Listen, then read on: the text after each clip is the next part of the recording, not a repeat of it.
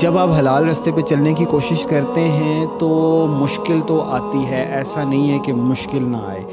اللہ تعالیٰ قرآن میں فرماتا ہے سورۃ الانبیاء میں، اعوذ باللہ من الشیطان الرجیم، احسب الناس ان یترکوا ان یقولوا آمنا وہم لا یفتنون، کہ لوگوں نے کیا سمجھ رکھا ہے کہ وہ صرف یہ کہہ دیں گے کہ ہم ایمان لائے اور وہ آزمائے نہیں جائیں گے۔ یعنی جب آپ یہ کہتے ہیں کہ ہم نے اللہ کے راستے پہ چلنا ہے، حق کے راستے پہ چلنا ہے، حلال کام کرنا ہے، حرام سے بچنا ہے، شیطان کی بات نہیں ماننی، تو پھر آپ کو اللہ تعالیٰ چیک کرتا ہے، آزماتا ہے کہ آپ اپنے دعوے میں کتنے سچے ہیں۔ اور پھر اللہ تعالیٰ مختلف انداز میں آزماتا ہے، وَلَنَبْلُوَنَّكُمْ بِشَيْءٍ مِّنَ الْخَوْفِ وَالْجُوعِ وَنَقْصٍ مِّنَ الْأَمْوَالِ وَالْأَنفُسِ وَالثَّمَرَاتِ وَبَشِّرِ الصَّابِرِينَ، کہ اللہ تعالیٰ فرما رہا ہے کہ پھر ہم تمہیں آزمائیں گے، کچھ خوف سے، کبھی بھوک اور رزق کی تنگی سے، بِشَيْءٍ مِّنَ الْخَوْفِ